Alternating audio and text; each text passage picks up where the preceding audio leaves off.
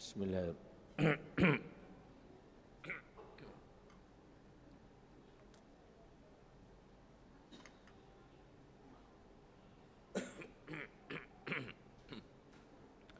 Bismillahirrahmanirrahim. Assalamualaikum warahmatullahi wabarakatuh. Innal hamdalillah nahmaduhu wa nasta'inuhu wa nastaghfiruh wa na'udzu billahi min syururi anfusina wa sayyiati a'malina. Man yahdihillahu fala mudhillalah wa may yudlil fala hadiyalah. Asyhadu an la ilaha illallah wahdahu la syarikalah wa asyhadu anna Muhammadan abduhu wa rasuluhu alladzi la nabiyya ba'dah. Rabbana atina min ladunka rahmah wa hayyi' lana min amrina rasyada.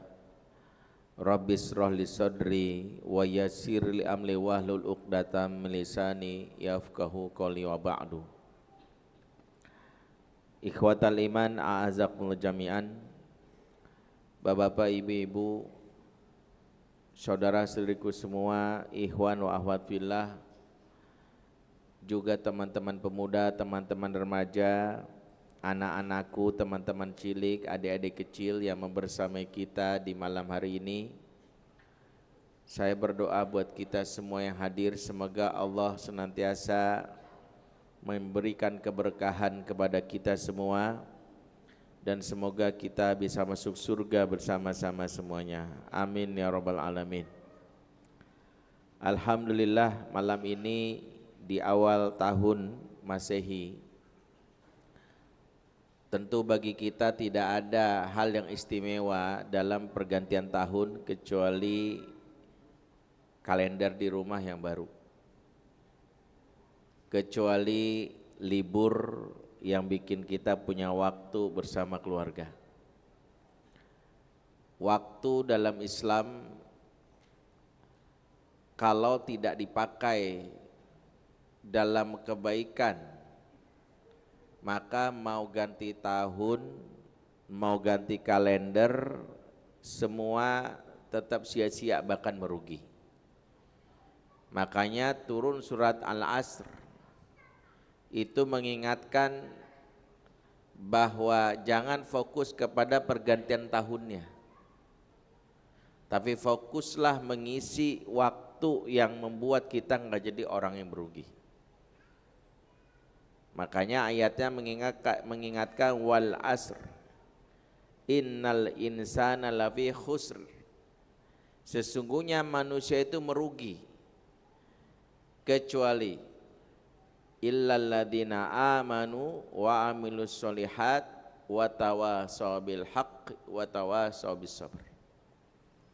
Jadi pergantian tahun, pergantian waktu menjadi sia-sia bahkan rugi kalau tidak diisi tiga hal. Diisi dengan peningkatan keimanan, diisi dengan amal soleh, dan diisi dengan wasiat dalam kebaikan dan kebenaran. Sehingga kalau di setiap ada agenda waktu di mana kita diberi peluang untuk melakukan tiga hal ini, iman kita di-upgrade, kemudian ada amal soleh yang kita lakukan seperti hari ini iktikaf di masjid meskipun sesaat, ditambah adanya tausiah dalam kebenaran sekaligus kesabaran, maka kita orang-orang yang mampu memanfaatkan setiap waktu. Jadi layak kita merasa berterima kasih dan bersyukur adanya waktu yang Allah pergilirkan, Allah ganti, khususnya yang sebagian orang memandangnya cuman untuk ganti kalender, tiup trompet, yang justru menjauhkan kita dari agama Allah yang murni, ya. Jadi kita nggak usah ikut-ikutan. Di kesempatan malam ini memulai awal tahun, walaupun bukan menjadi sebuah tradisi, kita membahas hal yang fundamental. Karena ini dasar kita untuk menjadi pribadi yang baik. Bagaimana kita memanage sesuatu yang mempengaruhi perilaku seseorang dalam kehidupan. Di mana sesuatu ini kalau baik, kata Nabi, akan baik seluruhnya. Dan kalau buruk juga akan buruk seluruhnya. Inilah yang sering kita dengar dari hadis Nabi yang disebut qalb atau hati. Hati di sini tidak dimaknai dengan organ fisik. Karena kalau dimaknai organ fisik, qalb sendiri itu dalam bahasa Arab itu bukan hati sebenarnya, tapi lebih tepatnya jantung. Heart. Bahasa Inggrisnya itu juga jantung, my heart, jantungku. Sementara kalau hati dalam bahasa Inggris liver, atau dalam bahasa Arab disebut kabid. Maka kita bukan bahas tentang organ fisik. Hati di sini sesuatu yang terkait dengan hal yang batin, di mana disitulah kita menunjukkan kualitas individu seseorang yang tidak nampak, yang fisiknya kelihatan baik-baik saja, tapi kalau hatinya sesuatu yang batin ini rusak, maka dia sejatinya adalah orang yang buruk di mata Allah. Makanya hati ini sangat erat kaitannya dengan kesehatan pribadi seseorang secara utuh. Bukan hanya sehat fisik, tapi juga sehat di dalam, yaitu sehat batin.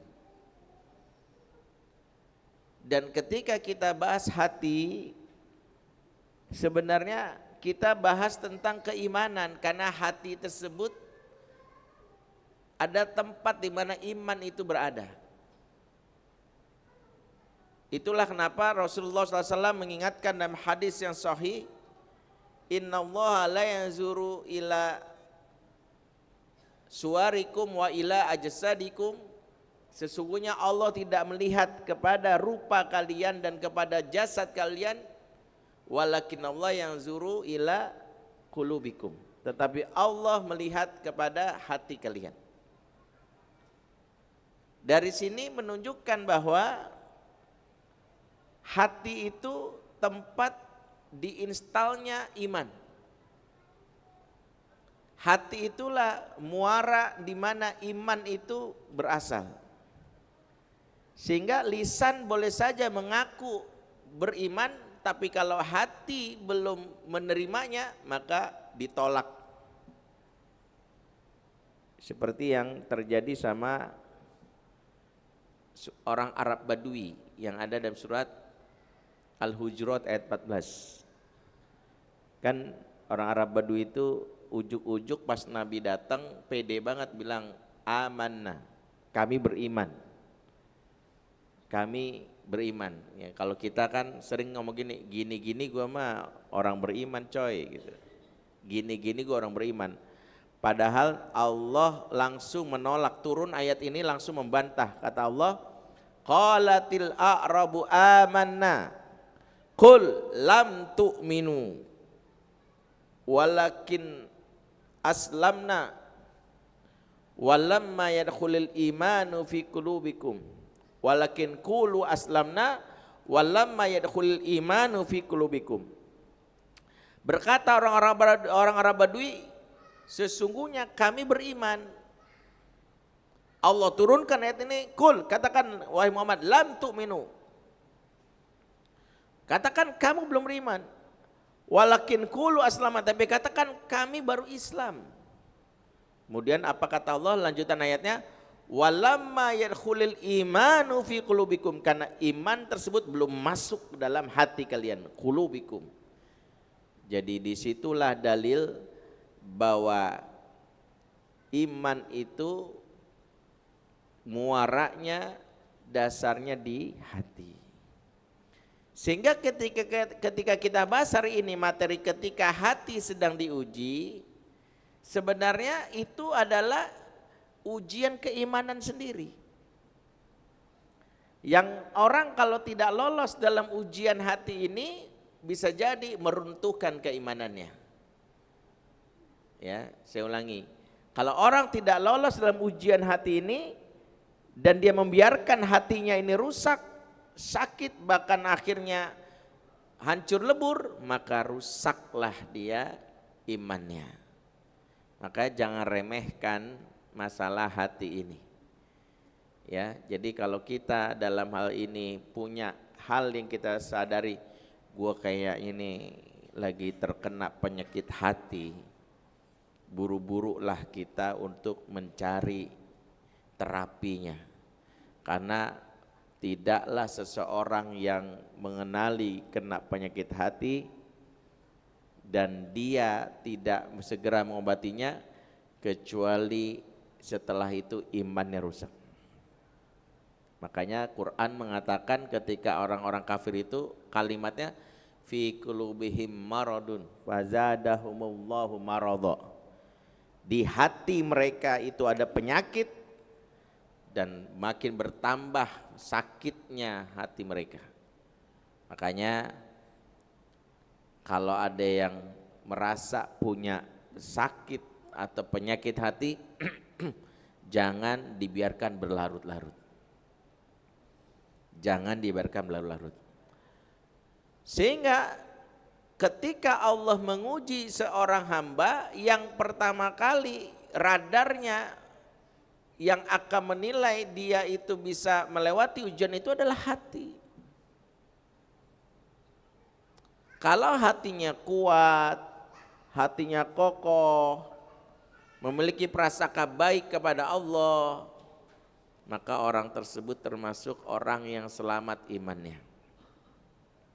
Disinilah kita belajar untuk menyadari bahwa setiap orang diuji dengan ujian yang sama, tapi hatinya yang menentukan, yang satu lolos, yang satu enggak. Itulah kenapa makhluk Allah yang akhirnya pertama kali gagal melewati ujian dari Allah tentang ujian hati yang kita kenal namanya iblis. Iblis ini kita tahu adalah makhluk Allah yang taat, jin yang di sebagian tafsir dinamai Azazil, jin yang dikenal rajin beribadah. Setiap 1000 tahun dia beribadah, Allah naikkan dia ke langit yang berikutnya. 1000 tahun sujud, dinaikkan lagi, begitu. Allah naikkan makomnya, berarti dia makhluk yang luar biasa. Di situ Allah menguji dengan ujian yang menyerang hati. Pertama adalah yang biasanya menyerang hati ketika muncul makhluk baru, orang lain, pesaing dalam kehidupan yang dia merasa dirinya status quo, kayaknya gua makhluk yang paling istimewa. Ternyata dia GR. Allah menunjuk makhluk yang dia nggak sangka dapat sesuatu yang menggores hatinya. Dia itu apa? Ego, harga dirinya. Komplain dia ketika Allah mengatakan ini ja'ilun fil ardi khalifah. Sesungguhnya aku akan jadikan di muka bumi seorang khalifah. Dan yang dimaksud itu bukan jin yang nama Azazil ini, yaitu adalah makhluk lain. Kalau kita simpulkan dalam kehidupan sehari-hari, apa yang dialami oleh jin Azazil ini bisa jadi ada di sekitar kita, bahkan diri kita. Kita ngerasa udah menunjukkan kebaikan di perusahaan, kita udah ngerasa udah jadi karyawan yang loyal. Tiba-tiba bos bilang, saya mau nunjuk kepala cabang baru. atau saya menunjuk kepala divisi baru. Kita udah GR-GR aja kayak gue nih. Gue nih udah kerja keras banget, gue udah total banget. Kalau dilihat sih nggak ada lagi. Tiba-tiba anak baru magang,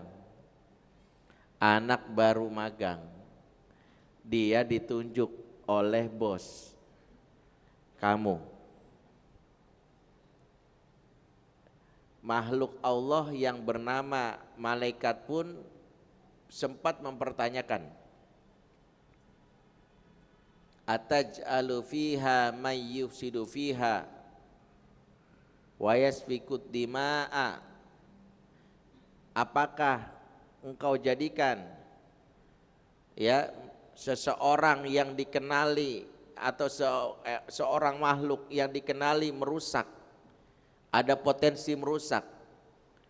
Ya, karena malaikat mendengar kabar makhluk yang Allah ciptakan ini kelak dari langit, karena malaikat tahu tentang bagaimana makhluk ini punya potensi merusak, maka dia bilang, dan akan terjadi pertumpahan darah. Padahal kami, kata malaikat, kami lebih menyembah kalian, kami banyak melakukan, kami menyembah engkau wahai Allah. Allah maha tahu tentang hal ini. Allah tetap irodahnya. Malaikat menjaga hatinya. Malaikat sudah diinstal dalam jiwanya. Pertanyaan tidak membuat hatinya itu tergores sedikit pun rasa tidak percaya, karena malaikat makhluk yang didesain untuk taat. Malaikat tidak ada bantahan, beda dengan iblis. Illa iblisa aba wastakbar. Disitulah makhluk yang awal mulanya Azazil ini dia komplain, dan awal mula komplain itulah awal dari kerusakannya. Disitulah baru dia dikenal nama iblis. Sebab komplainnya iblis ini masuk kepada penyakit hati yang bukan cuma satu. Ingat, setiap penyakit hati membawa penyakit yang lain. Setiap penyakit hati membawa penyakit yang lain. Awal mulanya dia memiliki perasaan kecewa, makanya digelari iblis. Iblis ini kan dari kata ablasa yublisu, iblisan au iblasan, artinya makhluk yang sangat kecewa. Jadi digelari iblis yang sebelumnya Azazil, pertama karena dia merasa kecewa dengan keputusan Allah. Kecewanya ini dipelihara, dia terus-terusan, maka dia mengipas-ngipasi dirinya. Kecewa ini masuklah kepada penyakit lain. Satu yang berikutnya adalah dia merendahkan makhluk yang bernama Adam ini. Disitulah masuk penyakit sombong. Sombong itu bagian dari penyakit setelah kecewa, penyakit hati. Karena kecewa muncullah niat untuk meninggikan diri, merendahkan orang. Ingat apa yang disebut sombong, yang disebutkan oleh Nabi adalah batarul haq wa ghamtun nas, menolak kebenaran dan merendahkan manusia. Keluarlah kalimat sakti dari iblis yang diabadikan di ayat yang lain. Diceritakan bagaimana kalimatnya adalah dia memuji dirinya. Khalaqtani min nar ana khairu minhu. Itu juga menunjukkan ana khairu minhu, dari kecewa memuji diri. Khairu minhu itu ijab, ujub. Jadi ini belum sombong, baru ujub. Menunjukkan dirinya itu orang hebat, narsis. Nah, narsis juga termasuk penyakit hati di sini. Tadi apa? Iblis awalnya kecewa, kemudian apa masuk dia memelihara kecewa, akhirnya jadi narsis, memuji dirinya ana khairu minhu. Di situ mulailah dia merendahkan. Setelah dia ujub, makanya ujub identik dengan sombong. Apa beda ujub dengan kibir? Kalau ujub atau dengan takabur, ujub itu meninggikan dirinya. Ada narsis di sini, merasa dia orang hebat, merasa dia itu paling pinter, si paling-paling, ya, merasa diri paling keren. Disitulah ujub ini mulai masuk lagi penyakit hati berikutnya, itu namanya apa? Yang namanya adalah sombong. Khalaqtani min nar wa khalaqtahu min tin. Mulai ada perbandingan, mulai itu merendahkan. Saya dari api yang tentu lebih dianggap keren, sementara dia dari tanah. Tanah dianggap hina, kotor. Dia kotor, saya keren, kira-kira gitu. Sudah masuk kepada ranah kesombongan. Sampai akhirnya apa? Dia termasuk orang-orang yang kafir. Puncaknya apa? Kafir, nolak, ingkar. Jadi iblis, makhluk Allah yang diuji keimanannya alias hatinya akibat keputusan Allah yang tidak sesuai dengan maunya, maka dia langsung komplain, merasa bahwa apa yang Allah putuskan tidak sesuai dengan maunya. Disitulah ujian hati. Pelajaran pertama, setiap keputusan Allah yang tidak sesuai dengan harapan kita, jangan sampai membuat hati kita rusak. Karena sejatinya Allah punya iradah, dan Allah membuat keputusan kepada kita yang tidak sesuai harapan belum tentu karena Allah tidak sayang, bukan karena Allah murka, bukan karena Allah marah. Sebab yang masih merasa kalau tak dipenuhi bahwa itu tanda tidak sayang, maaf, yang merasa seperti ini persis orang yang level keimanannya kayak anak kecil. Anak kecil itu prinsipnya kalau disayang dipenuhi, kalau nggak dipenuhi nggak sayang. Mama nggak sayang aku, mau beli es krim, nggak dulu ya, kan lagi demam. Nggak maunya es krim, lagi demam, maunya es krim, nggak dulu. Mama nggak sayang, mama jahat. Persis anak kecil tuh. Anak kecil hanya merasa bahwa kalau nggak diberikan jahat, kalau nggak dikasih nggak sayang. Itu anak kecil. Dan anak kecil itu dimaklumi. Kenapa? Karena akalnya belum sempurna. Ada orang merasa bahwa Allah sayang kalau dikasih, kalau Allah nggak ngasih dengan maunya dia, Allah nggak sayang. Yang masih berpikiran gini, maaf, berarti dia sedang diuji hatinya, seolah-olah imanmu masih level ya newbie, bocah. Bocah itu selalu merasa kalau dikasih tandanya sayang, nggak dikasih tandanya nggak disayang. Padahal Quran sudah menceritakan yang dikasih belum tentu disayang, yang nggak dikasih justru bisa jadi disayang. Apa buktinya? Orang-orang kafir yang ingkar ternyata banyak yang dikasih, banyak rizkinya. Apakah Allah sayang? Enggak. Allah sengajakan. Ini yang kita kenal dengan istidraj. Tahu istidraj? Allah ceritakan dalam Quran, surat apa itu ya? Tadi dulu, saya kalau ingat surat, ingatan saya nggak kayak Ustadz Adi Hidayat, jadi saya harus, memorinya harus saya kolek lagi. Falamma nasu ma dzukiru bih, surat Al-An'am ayat 4 kalau nggak salah ya.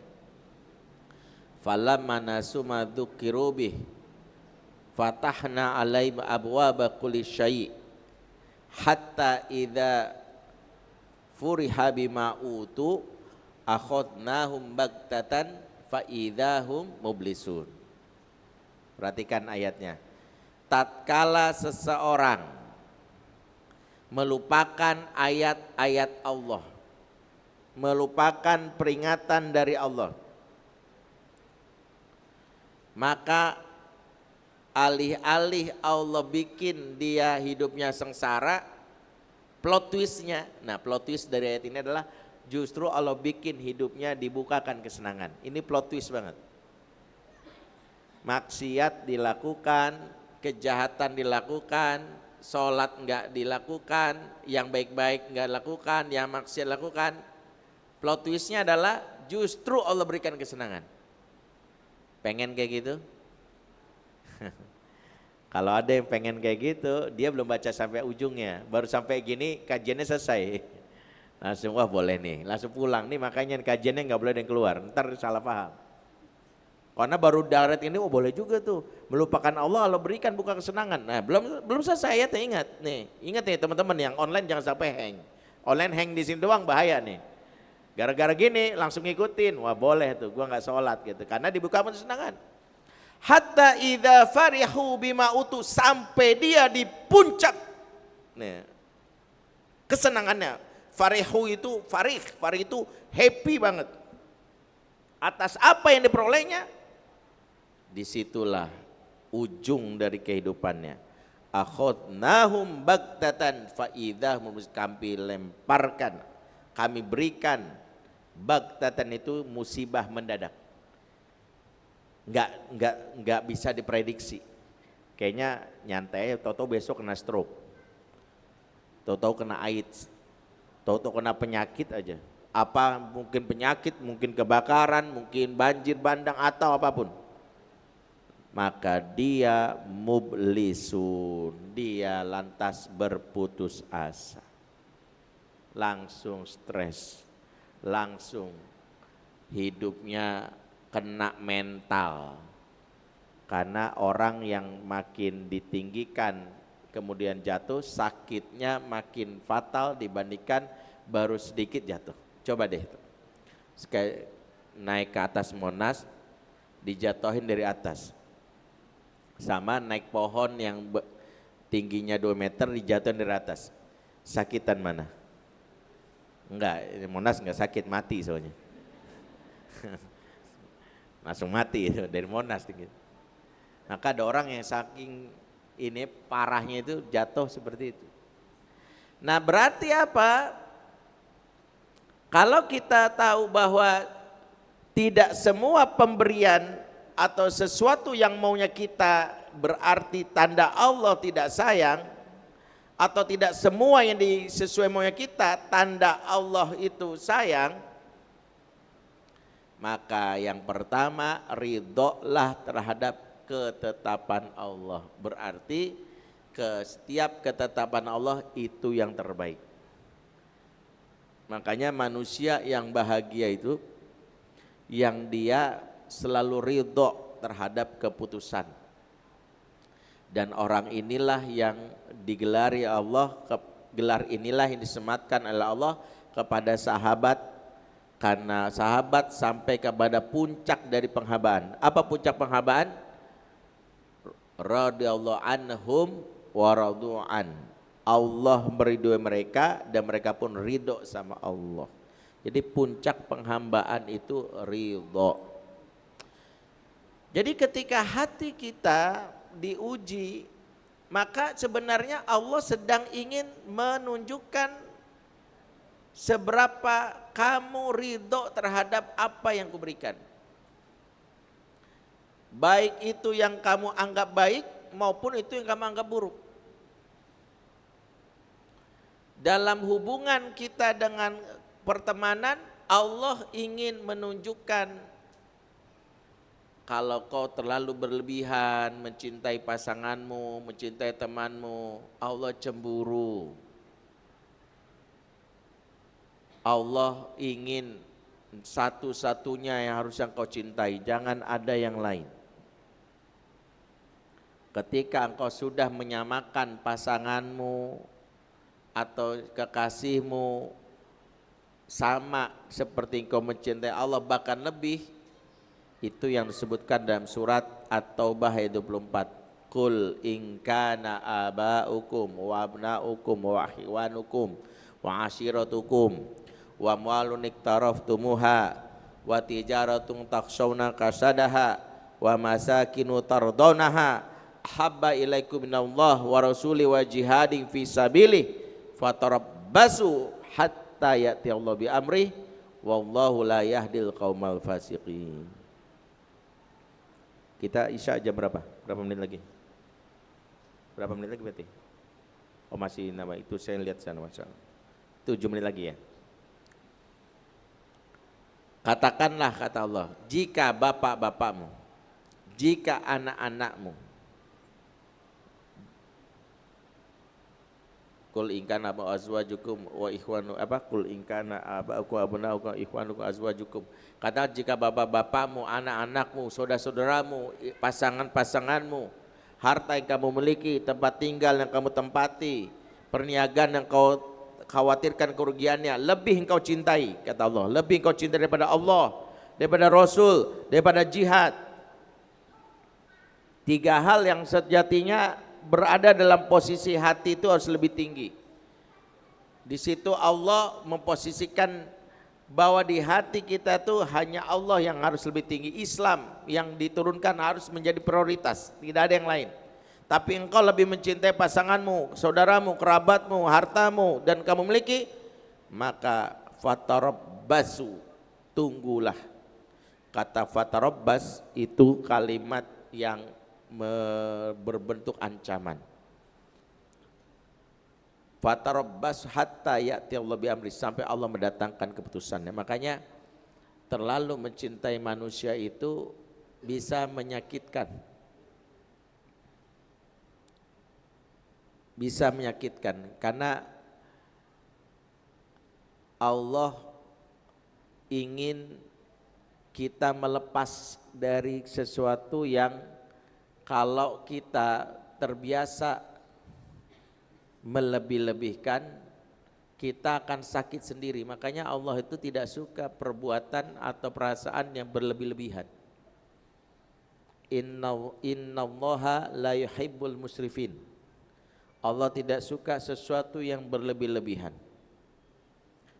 Sesuatu yang berlebih-lebihan itu, apalagi terkait perasaan, kelak akan menyakiti bagi diri kita. Cinta yang kita agung-agungkan bisa menjadi sesuatu yang menyakitkan kita. Inilah yang membuat ada syair, cinta ini membunuhmu. Makanya mencintai manusia itu sewajarnya, membencinya pun sewajarnya. Perasaan itu kita manage. Jangan pernah melebih, jangan pernah berlebihan. Bucin yang disebut budak cinta itu, kalau dalam konteksnya membuat kita akhirnya merasa dia yang menjadi penyemangat dalam hidup kita satu-satunya, bahaya. Ketika Allah pisahkan, entah datangnya kematian, entah dia mengecewakan kita, sesuatu yang kita agung-agungkan, kita anggap sebagai sesuatu yang istimewa, tapi dia akhirnya mengecewakan kita, maka kita bisa jadi orang yang terpuruk, jatuh, bahkan kita sendiri akhirnya masuk dalam perangkap setan. Karena setiap sesuatu yang terluka, setan masuk untuk memberikan apa-apa yang membuat dia lupa terhadap esensi dari ujian tersebut. Karena setan langsung masuk ke pintu luar dari hati yang disebut sodar, yang disebut dada. Dan ini disebutkan dalam surat An-Nas yang kita sering ingat, Qul a'udzu birabbin nas, malikin nas, ilahin nas, min syarril waswasil khannas alladzi yuwaswisu fi sudurin nas. Sudur jamak dari kata sodar. Sodar ini pintu luar dari qalb, hati. Setan nggak bisa masuk ke hati, tapi ngompor-ngompori dari luar. Di sini ada ulama mengatakan Allah menjaga bagi orang-orang yang diberikan keimanan, hatinya itu terlindungi lewat hidayah. Makanya setan tuh nggak bisa masuk ke hati. Setan masuk dari luar. Ini ibarat ada orang di dalam rumah, setan tuh ngomporinya dari luar, teriak-teriak, hajar bang, tabok gitu. Enggak, ternyata dia di pinggir. Itu ibarat kalau dalam arena, dia nggak masuk dalam arenanya, tapi di luar, provokator tuh. Kayak apa sih, supporter bola itu. Supporter bola kan nggak masuk ke arena, dia dari luar aja, hajar, tabok, sengkat, iya loh, hancurin gitu. Kalau dia dengerin tuh, dia masuk tuh. Nah, pintu masuknya apa? Setan masuk ketika pintu pertama manusia diuji biasanya gelisah. Makanya kalau kita sedang gelisah, hati-hati. Kalau kita enggak manage, maka kita masuk dalam perangkap setan berikutnya, mengambil keputusan dengan cara yang salah. Mengambil keputusan dengan cara yang salah itu adalah ketika kita berikan was-was. Misalnya ketika pasangan kita misalnya melakukan hal yang mengecewakan kita. Sudah ya, kita nanti lanjutkan ya. Kita lanjut masih bab was-was dan itu nanti kita bahas. Aku luqlaza fastiwalakum. Wassalamualaikum warahmatullahi wabarakatuh. Bismillahirrahmanirrahim. Assalamualaikum warahmatullahi wabarakatuh. Alhamdulillah, assalatu wassalam ala rasulillah wa ala alihi wa sahbihi wa mawalah.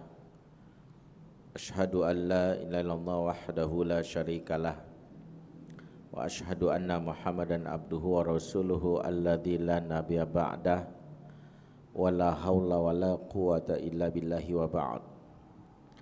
Ikhwatal iman, a'azakumullah jami'an. Kita lanjutkan kembali pembahasan kita ketika hati sedang diuji. Hal yang pertama kita harus pahami, saat hati diuji, peluang setan untuk merusak iman. Setan mengompor-ngompori, mengipas-ngipasi lewat strategi yang disebut was-was. Karena setan punya sifat khonnas. Di antara makna khonnas kata para ulama itu mengintai, kayak intel. Jadi setan itu melihat kita nggak ngelihat dia. Setan tahu di titik mana dia masuk menyergap kita, karena setan punya sifat gercep. Ya, setan itu sifatnya gercep, ada peluang masuk. Dan setan tahu kapan dia berhenti, alias dia bersembunyi. Kalau saya masuk pas dia lagi menangis bahwa nama Allah, saya terbakar nih. Apalagi dia lagi tilawah Quran. Maka setan tahu kapan dia masuk, kapan dia dalam hal ini berhenti menggoda kita. Saat seorang diuji, hati kita itu pasti tergores. Disitulah setan masuk dengan was-was tadi. Sehingga efek pertama saat kita diuji, hati itu yang pertama menjaga supaya tidak was-was. Karena was-was adalah pintu pertama masuknya bujukan setan untuk merusak dan membuat kita melakukan maksiat baru. Disitulah muncul kegelisahan. Gelisah itu jiwa dan hati yang tidak tenang, memberikan kita pengaruh pikiran yang tidak jernih. Pikiran yang tidak jernih itulah yang membuat pengambilan keputusan saat itu cenderung berujung kepada penyesalan. Maaf, contoh ya, misalnya kita diuji hari ini harusnya ada gaji turun misalnya, karena kita dapat hari ini tagihan, mulai besok harus bayar, misalnya yang punya anak bayar sekolah anak nunggak 3 bulan, kalau enggak dikeluarin misalnya. Ada lagi token listrik udah bunyi, belum lagi ada yang nagih utang yang udah lama. Hari ini kita berharap pas gajian turun, tiba-tiba dapat WA masuk, mohon maaf perusahaan dalam keadaan pilot, ada dua pilihan, kamu tetap digaji tapi ditunda mungkin 2 minggu lagi, atau kamu resign dengan gaji yang kami berikan utuh. Pilihan yang dua-duanya sulit. Yang satu disuruh resign tapi gajinya diberikan utuh, atau tetap bersabar tidak resign tapi gajinya dikasih 2 minggu. Padahal kita lagi butuh. Di situ tuh yang diserang bukan sekedar ekonomi kita, yang diserang tuh hati kita. Di situ muncul, ya kok gini banget sih, rasa kecewa muncul. Setan masuk. Ketika setan masuk, gelisahlah kita. Disitulah, aduh besok gimana ya ngadepi ini, gimana ngadepin ini. Disitulah pikiran gak jernih, muncullah ide, cobain judol deh. Ini yang terjadi sama teman-teman kita. Sebagian kena perangkap di sini, cobain judol deh. Kalau enggak, nih yang lumayan pinjol nih. Pinjol mah dosanya dikit lah pada judol gitu. Padahal di situ perangkap baru. Dia terjebak dalam riba, dianggap dosanya sedikit daripada judol, padahal riba itu dosa besar. Jadi setan itu memberikan hal yang membuat kita terjebak kepada dosa yang bermula dari mana? Saat hati diuji, kita diberikan kegelisahan. Misalnya maaf ya, istri nggak tahan, gugat cerai, entah kenapa susah lagi dibujuk. Gara-gara itu gelisah seorang suami. Karena gelisah, banyak sekali yang masuk pikiran-pikirannya. Tiba-tiba lagi ngelihat postingan iklan gitu, obat susuk, dijamin paten, kasih baca-bacaan inti ke istri, dijamin istri kelepak-kelepek. Yang tadinya niat cerai nggak bakal cerai, begitu gelisah tuh. Akhirnya bilang kalau di besok cerai, akhirnya masuk situ. Semua hal yang terkait dengan ujian hati, maka yang pertama harus kita pahami, jangan membiarkan kita dalam keadaan gelisah yang berkepanjangan. Gelisah itu pintunya syaitan. Maka apa yang lakukan? Segera cari P3K emosi yang tujuannya memberi ketenangan. As-sakinah. Makanya kalau kita diuji hati kita, apapun bentuk ujiannya yang buat kita merasa kecewa, marah, dongkol, maka jangan biarkan itu berlarut-larut, kalau enggak kita kena jebakan setan. Apa yang kita lakukan Ustadz? Yang pertama P3K emosian, namanya bikin hati kita tenang, enggak gelisah. Mantep. Apa yang buat hati tenang? Satu, segera tunaikan sholat. Innas sholata sakana alaihim. Tapi saya lagi enggak sholat Ustadz, bagi perempuan misalnya, maka tilawatil Quran. Tapi kan Quran kalau kita baca menyentuh mushaf Ustadz, kan enggak boleh bagi sebagian mazhab. Oke.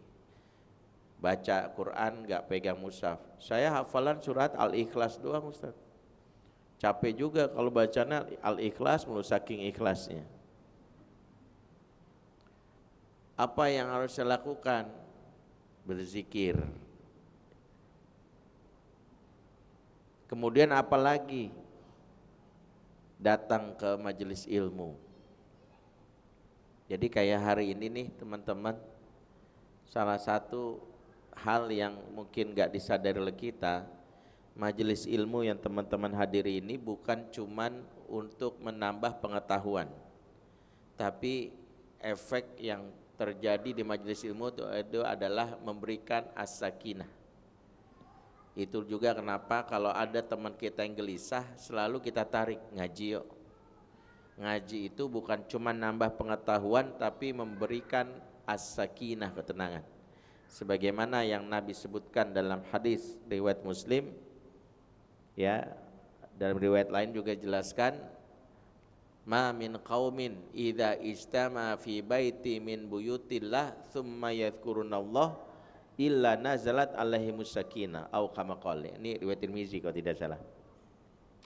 Tidaklah berkumpul sekelompok manusia di antara rumah-rumah Allah, kemudian mereka menyebut memuji Allah, kecuali diturunkan kepada mereka as-sakinah.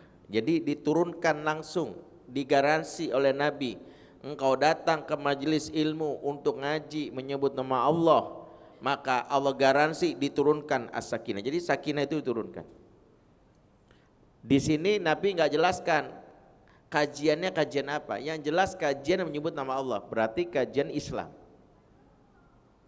Walaupun bahasnya apa? Tibun Nabawi. Kalau kita lihat di Tibun Nabawi mengingatkan Allah, ikut. Artinya apa?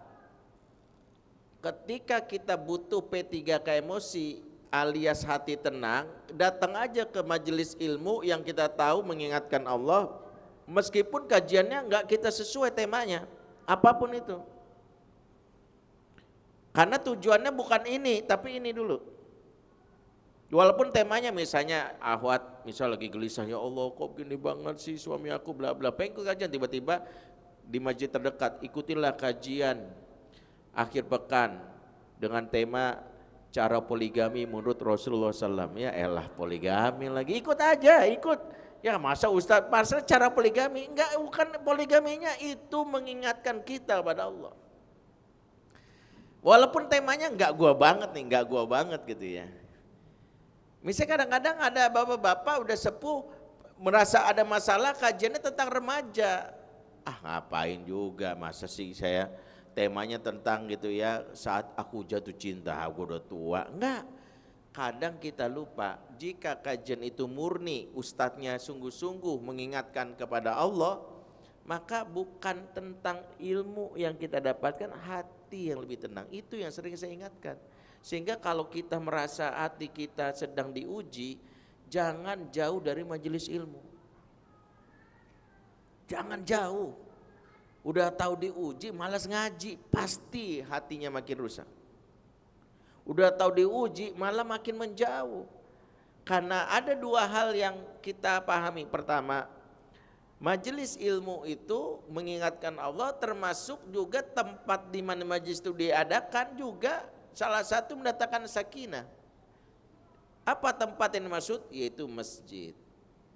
Makanya masjid itu juga jadi sumber ketenangan, dan itu sering dilakukan diantaranya oleh orang-orang terdahulu yang kalau lagi ada masalah mereka menenangkannya ke masjid. Itulah fungsi masjid. Saya pernah ingatkan dulu betapa masjid di zaman Nabi itu sungguh-sungguh menjadi obat jiwa, obat hati bagi orang-orang yang sedang memiliki masalah. Makanya ada majelis atau tempat disebut sufah ya. Sufah itu di belakangnya raudhah ya. Kalau dari Babun Nisa itu kalau yang umroh masuk, yang pertama tuh nama tempatnya saya lupa, tapi yang paling dekat banget dengan raudhah di sebelum dilebarin tuh di belakangnya tuh namanya sufah. Ya, teras. Karena dulu kenapa teras? Karena dulu kiblatnya ke arah selatan ya, baru ke arah utara kan gitu ya. Jadi makanya sekarang di belakang, sebelumnya itu di depan. Ya. Di situ tempat orang-orang yang sedang punya masalah, hatinya sedang diuji, datang ke situ. Salah satu yang populer kisahnya Ali dan Fatimah, pernah dengar? Ketika Rasulullah tiba-tiba mendatangi putrinya Fatimah, lantas bertanya, ya, aina ibnu amik, di mana sepupuku ya alias Ali gitu. Mantuku mana? Ali ini sepupu sekaligus mantunya Nabi. Fatimah langsung menjawab, kana baini wa bainahu syai'un, aku sama dia lagi berantem. Habis berantem kita konflik. Dan ini sering saya ingatkan, rumah tangga terbaik bukan rumah tangga yang enggak ada konflik, bukan. Fatimah apa kurangnya? Beliau satu di antara wanita yang terpilih. Afdhalun nisail jannati arba', sebaik-baik wanita ada 4. Siapa aja? Maryam yang kedua, Khadijah yang ketiga, Fatimah yang keempat, Asia. Fatimah satu di antara 4 wanita terbaik. Rumah tangganya diuji, konflik, berantem. Berarti hatinya juga diuji kan, kesel punya suami kayak gini. Begitu juga suaminya, istri kok gini banget, entah apa yang diberantemin. Akhirnya Rasulullah memanggil satu sahabat, cari di mana Ali. Sahabat zaman itu pasti punya pikiran gampang zaman dulu. Orang sesoleh Ali menenangkan hatinya pasti di tempat yang sumber ketenangan datang. Dia nggak cari jauh-jauh. Ah, Ali ada di warung kopi terdekat kali enggak? Lagi nongkrong kali di kafe nih gitu ya. Atau lagi main PS, nggak ada. Pikiran sahabat cuma satu, Ali paling masjid.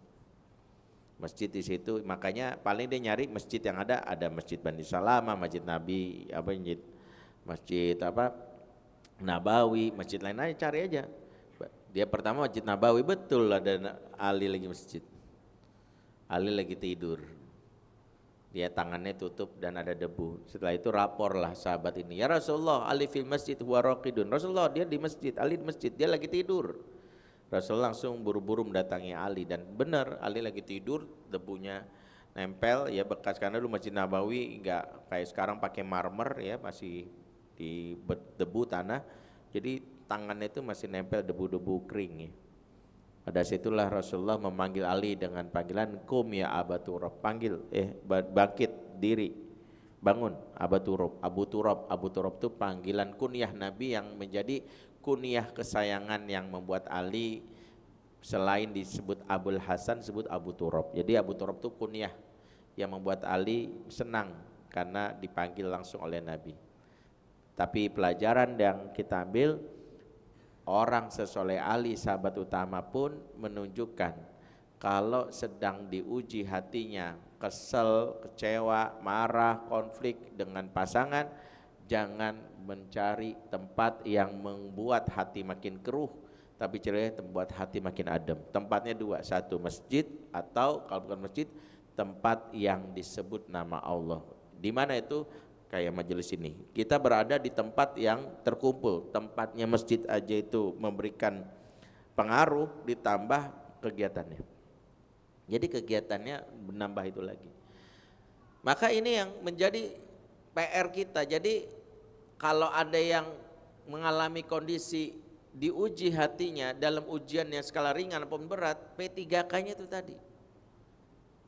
Jadi kita tuh kalau jadi bestie terbaik dari teman kita, gue gini, jangan solusinya ke psikolog dulu, maaf ya.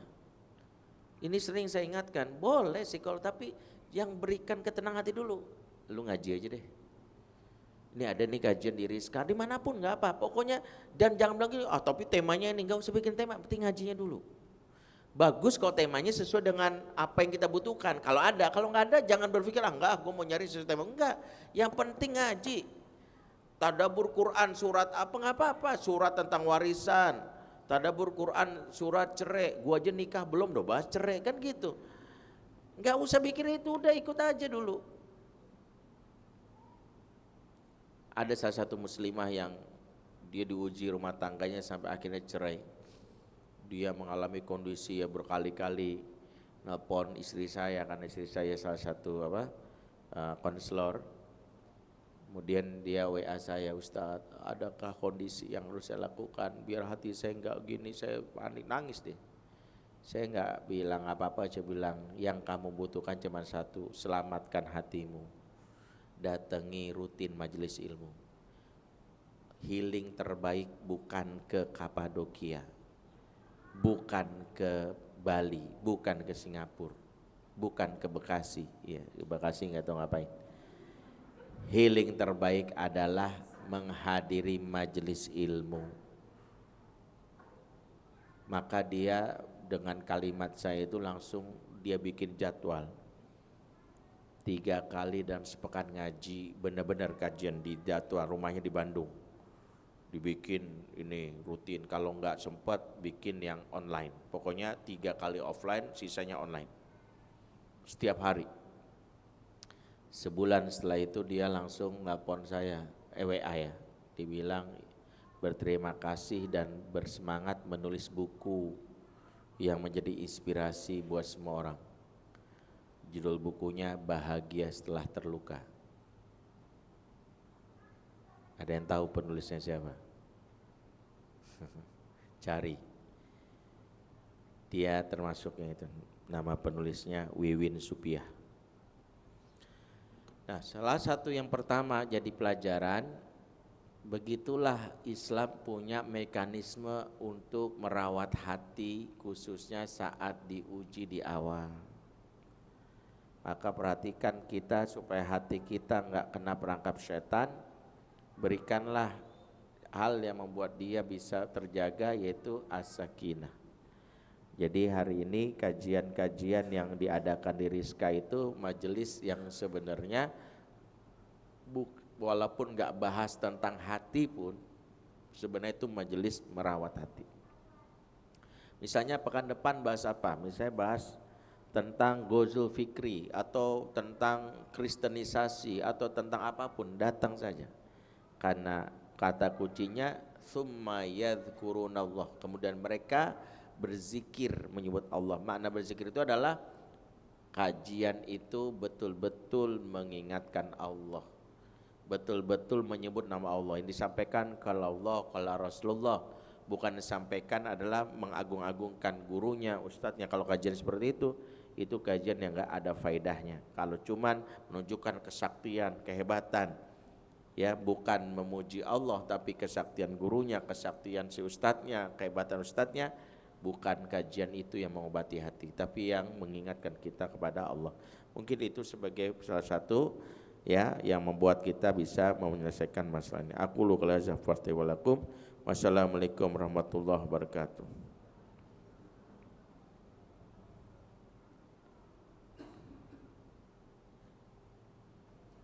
Masya Allah, tabarakallah. Terima kasih Ustadz Bendri. Sungguh apa yang Ustadz sampaikan tadi setidaknya menambah hazanah kita, membuka perspektif kita tentang hati yang sedang ataupun lagi diuji. Mohon izin Ustadz, sudah ada 2 pertanyaan yang masuk melalui chat WA. Izin menyampaikan ya Ustadz. Ya. Ustadz, bagaimana cara membuat pasangan mau beribadah dan belajar agama? Apakah di Islam boleh dan terdapat sahabat Nabi perempuan yang menikah dengan laki-laki dengan pemahaman agama di bawahnya, sementara laki-laki adalah imam? Calon suami saya baik hati dan penyabar, namun dia sering tidak sholat Jumat dan cara berwudunya kadang tidak sempurna. Dan sholat saat ini motivasinya masih karena saya. Saya sempat ragu apakah saya ridho menjadi makmumnya nanti. Bagaimana cara agar Allah memberikan hidayah, dan apakah diperbolehkan sebagai makmum saya terkesan mengajari calon suami saya nantinya? Terima kasih Ustadz. Iya. Ketika Imam Nawawi dan sebagian ulama membahas hadis tentang niat, yang sering kita dengar innamal a'malu binniyat wa innamal likulli imri'in ma nawa, faman kana hijratuhu ilallahi wa rasulih fa hijratuhu ilallahi wa rasulih wa man kana hijratuhu lidunya yusibuha aw imra'atin yankihuha fa hijratuhu ma hajara ilaih. Ya. Itu biasanya di bab hadis tuh sering di bab awal tuh bahas tentang itu. Sababul wurud tentang hadis ini muncul ketika seorang lelaki yang hendak melamar seorang perempuan dan dia berhijrah karena si perempuan tersebut. Menurut yang informasi beredar gitu. Perempuan ini kalau tidak salah namanya Ummu Qasin. Saya lupa ya Ummu Qasin, tapi disebutlah lelaki ini muhajir Ummu Qasin. Jadi disebut muhajir karena dia berhijrahnya karena pas banget ada perempuan yang dia sukai dan dia ditawarin, kamu mau ikut nggak? Mau deh gitu. Maka ini menjadi perbincangan. Maka hadis ini menjadi jawabannya, kalau hijrahnya karena Allah Rasulnya dia dapat. Tapi kalau hijrahnya karena si perempuan nikahi, maka dia dapat perempuan nikahi. Jadi apa yang diniatkan akan berujung kepada yang didapati. Maka kalau ada seorang laki-laki yang niat menikah dengan hal yang karena diri kita, maka siap-siap kita menjadi awalnya dia, alasan dia beragama atau hijrah. Maka kita akan sangat lelah di mata-matai kesempurnaan Islam diukur dengan kesempurnaan kita. Kalau kita melakukan kesalahan, ternyata wanita muslimah begini. Padahal yang salah adalah kita yang tempat salah dan dosa, tapi Islam yang sempurna tidak dilihat, maka resikonya besar.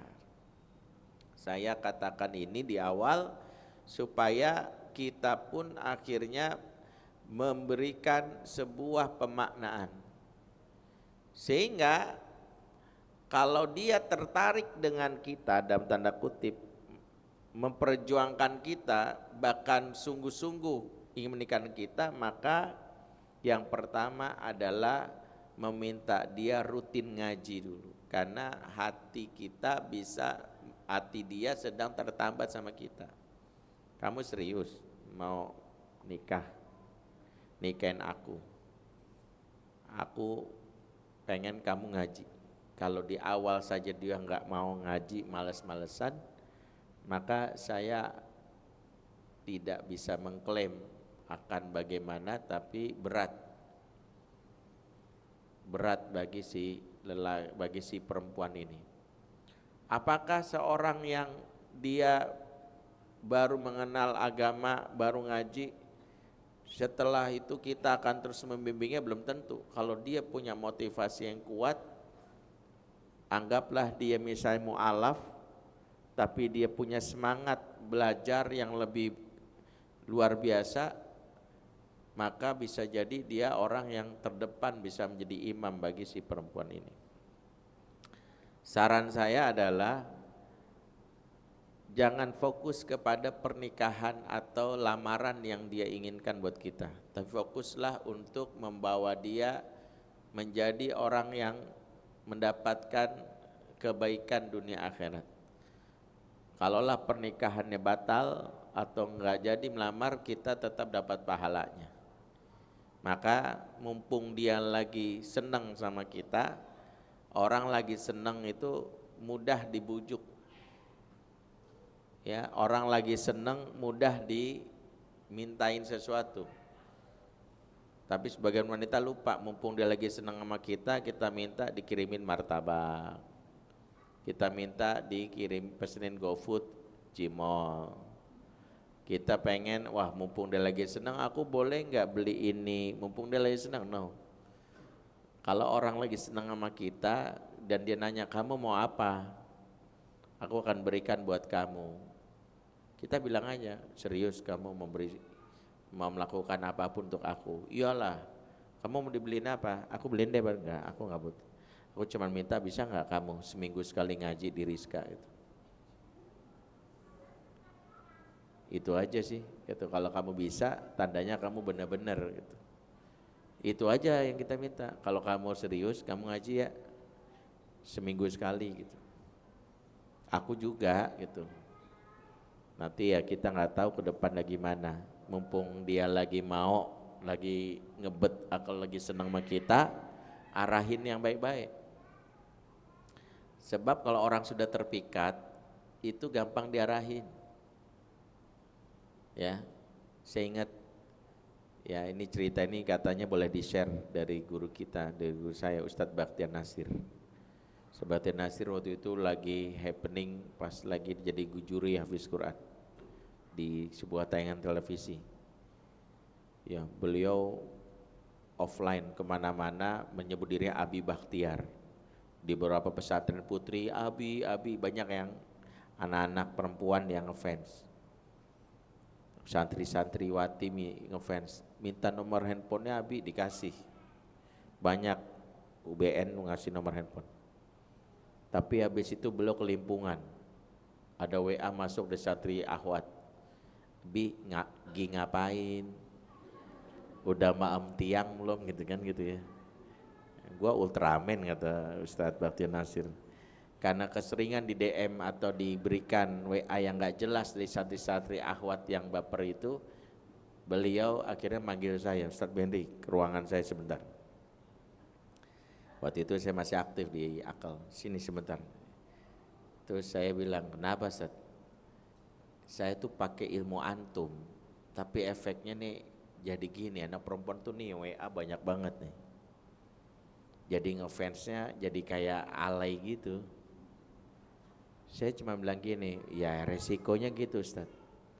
Tapi kalau saya ngeliat masih ada peluang daripada yang di ngefanin itu adalah anak band, pemain musik yang paling ujung-ujungnya maaf ya, lu bisa kirim foto lu nggak pakai jilbab nggak?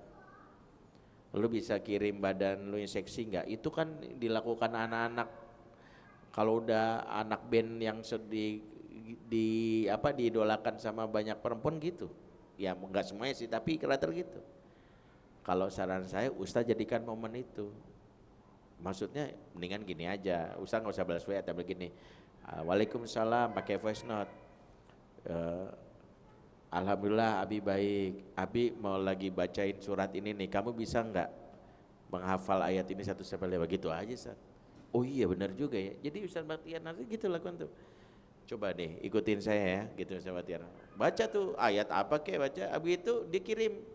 Alhamdulillah bagus, suara bersih, suara kamu tajwidnya bagus gitu. Jadi pelajaran, orang jadi mau belajar walaupun niatnya mungkin masih ya mungkin berbelok kita nggak, tapi dari situ anak-anak jadi semangat. Kalau orang tertarik sama kita, luruskan niat kita biar gak GR, jangan kena jebakan setan, kita menganggap ini wasilah, jangan sampai kena akhirnya penyakit yang membuat kita tertipu, narsis, manfaatin aja. Mumpung dia lagi mau, bilang aja ngaji aja gitu. Dari situ bisa membuat dia mudah-mudahan dapat hidayah dari Allah. Wallahu a'lam bishawab. Baik, terima kasih Ustadz atas jawabannya. Izin masih ada satu pertanyaan lagi Ustadz. Assalamualaikum warahmatullahi wabarakatuh. Izin bertanya Pak Ustadz. Dengan penuh rasa penyesalan, saya ingin menyampaikan bahwa saat ini rumah tangga kami sedang diuji akibat kesalahan besar yang saya lakukan di masa lalu. Saya telah mengkhianati kepercayaan istri saya sehingga melukai hatinya, membuatnya sangat kecewa, bahkan hingga mengalami trauma. Saya benar-benar menyesal dan ingin bertaubat serta memperbaiki diri. Namun, hingga saat ini, istri saya masih terluka dan sulit mempercayai saya kembali. Mohon bimbingan dan nasihatnya Ustadz, bagaimana seharusnya sikap saya sebagai suami dalam menghadapi kondisi seperti ini, agar Allah memberikan jalan perbaikan bagi rumah tangga kami dan diselamatkan sesuai dengan tuntunan Islam. Jazakumullah khairan Ustadz. Baik, Silakan. pelajaran buat kita semua ya. Rusaknya rumah tangga itu bukan karena komunikasi, bukan karena ekonomi, tapi dosa yang Allah murka terhadapnya. Kalau tadi dipahami kehilangan kepercayaan istri, jangan melihat istri yang kehilangan kepercayaan, Tapi dalam pengkhianatan apapun wujudnya itu ada dosa yang membuat Allah murka. Maka disitulah Nabi mengingatkan rusaknya rumah tangga itu karena ada dosa di antara kita. Kata Nabi, hadis riwayat Imam Ahmad, ma tawadda ithnani fafurriqu bainahuma illa bidzambin yuhdisu ahaduhuma. Tidaklah dua insan yang saling cinta, saling mesra, kemudian dia berpisah atau bahkan ujung-ujungnya bercerai, kecuali karena dosa salah satu di antara mereka. Jadi dosa itulah yang menjadi penyebab rusaknya ikatan pernikahan yang bisa berpeluang cerai. Maka kalau bahasa tadi kehilangan kepercayaan atau yang dari pasangan, maka jangan melihat ini relasi pengkhianatan dengan pasangan, tapi yang pertama dengan Allahnya.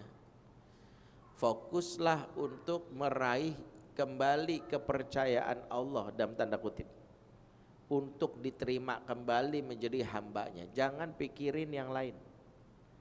Saya pernah dapat seorang suami yang melakukan dosa besar, selingkuh dan berzina.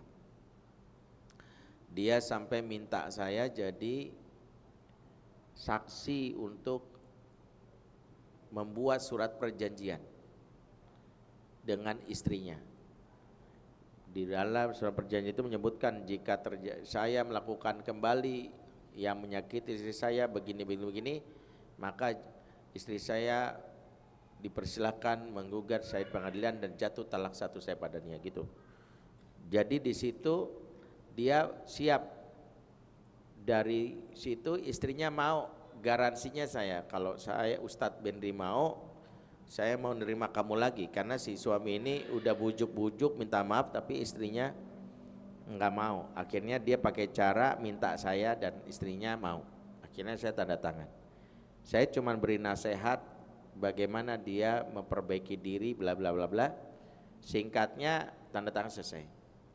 Sebulan setelah itu Allah singkap lagi aibnya, si lelaki ini berzina kembali. Dia nangis nelpon saya sambil bilang, saya bertobat Ustadz, istri saya gara-gara ini gak terima saya mau diceraikan, dia menggugat cerai gitu. Nangis dia, tolong saya Ustadz, sehingga rumah tangga saya berantakan, gimana yang saya lakukan? Saya menahan amarah tuh. Saya akhirnya ngomong agak sedikit kasar, cukup saya bilang gini, dengerin mas, saya bilang, kamu lebih mikirin istrimu balik ke kamu dibandingkan Allah balik ke kamu. Kalau saya jadi kamu dan saya melakukan itu, waliyazubillah, yang saya pikirin saat itu cuma satu, gimana caranya Allah balik sama saya, gimana cara Allah mencintai saya kembali. Karena kalaupun kamu minta supaya rumah tanggamu balik, istri kamu enggak trauma menerima kamu apa adanya, tapi Allah tidak memberikan ridho dan cinta kepada kamu, enggak akan kamu bahagia, enggak akan. Wallahi saya bilang, kamu akan selalu dihantui perasaan gelisah karena Allah tidak hadir dalam rumah tanggamu.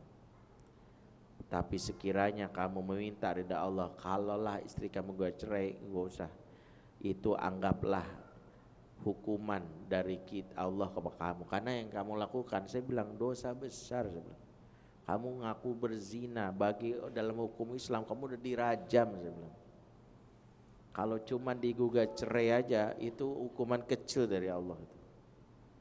Dan kalau kamu ridho sama itu, ikhlas saja, udah bilang, fokuslah, tunjukkan, biar Allah yang akan memberikan petunjuk. Karena gini, hati itu penguasanya Allah. Allah sebutkan surah Al-Anfal ayat 63, wa allafa baina qulubihim, dialah Allah yang menyatukan hati mereka. Lau anfaqta ma fil ardi jami'a ma alafta baina qulubihim walakinnallaha alafa bainahum. Sumpama kamu mengumpulkan apa-apa yang di muka bumi itu menyatukan hati manusia, kamu gak akan bisa. Tetapi Allah yang menyatukan. Apa pesannya? Allah yang berkuasa terhadap hati istrimu.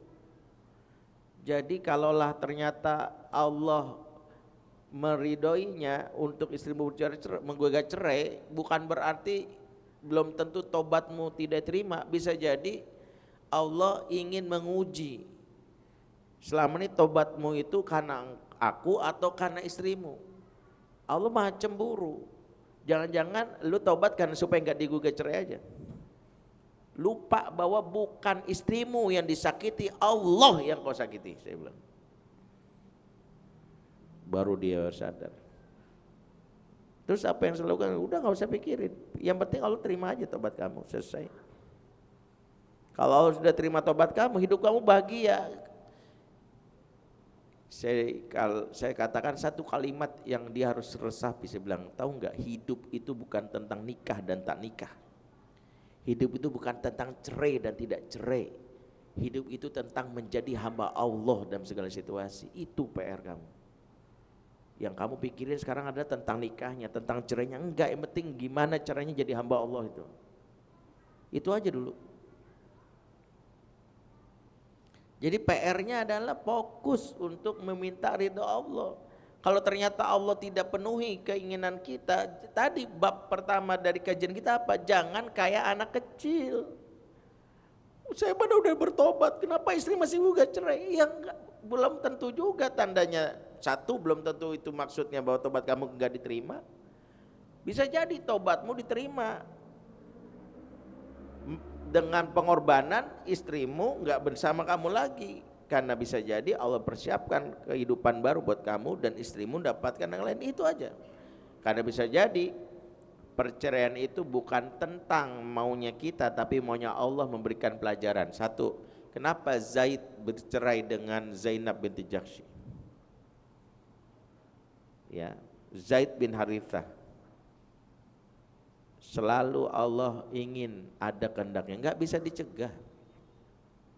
Zaid akan bercerai dalam rangka apa? Allah ingin mengajarkan tentang banyak hal. Di antaranya di masa itu hukum bolehnya menikahi mantan istri dari anak angkat. Karena Zaid bin Harithah adalah anak angkat Rasulullah. Demi supaya hukum itu tegak, maka Allah menginginkan engkau engkau bercerai supaya Nabi bisa menikahi mantan istrimu yang namanya Zainab. Kita nggak tahu, kalaulah terjadi perceraian, jangan-jangan ada pelajaran yang ditangkap nanti. Pelajarannya adalah jangan pernah berkhianat. Jadi kita akan ngomong sama orang lain, lu jangan ikutin jejak gua.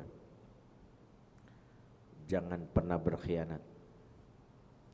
Ingat, kesetiaan itu di belakang. Al-wafa fil wara'.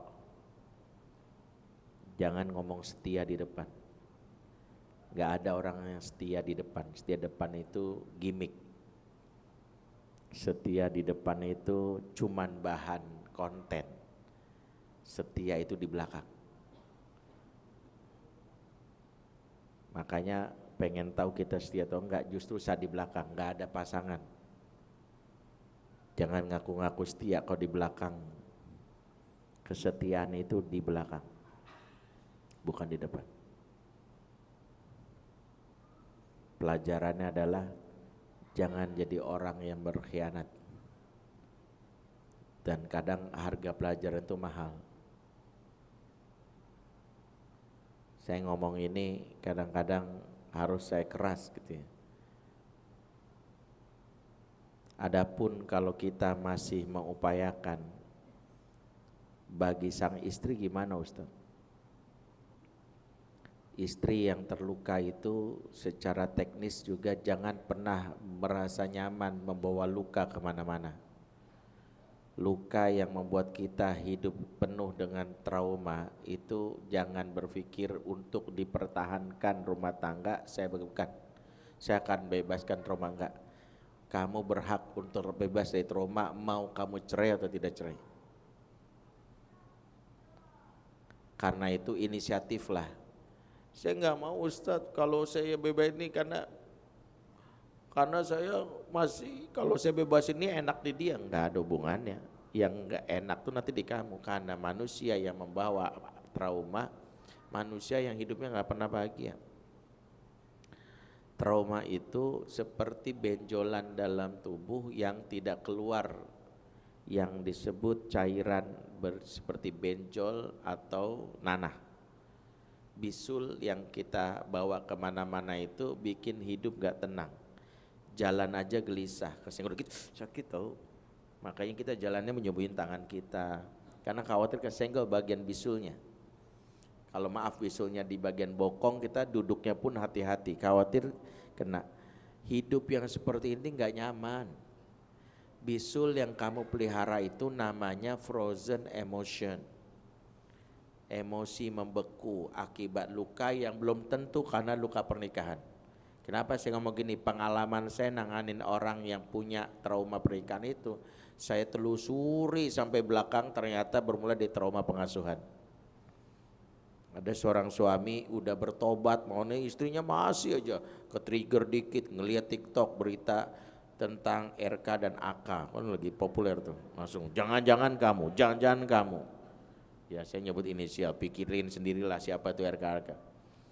Ya ada lagi ini jangan-jangan kamu, tentang lagi tren Netflix ipar adalah maut, jangan-jangan kamu.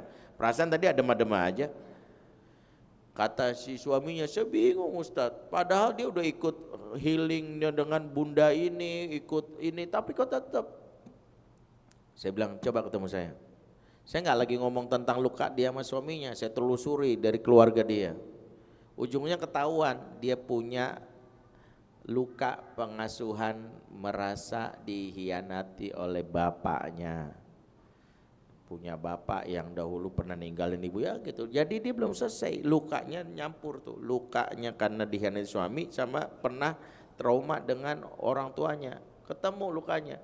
Yang ini udah beres, ini belum. Nah itulah kenapa mengenali luka pengasuhan, luka pernikahan itu mengenali seberapa banyak benjolan jiwa dalam tubuh kita yang disebut frozen emotion.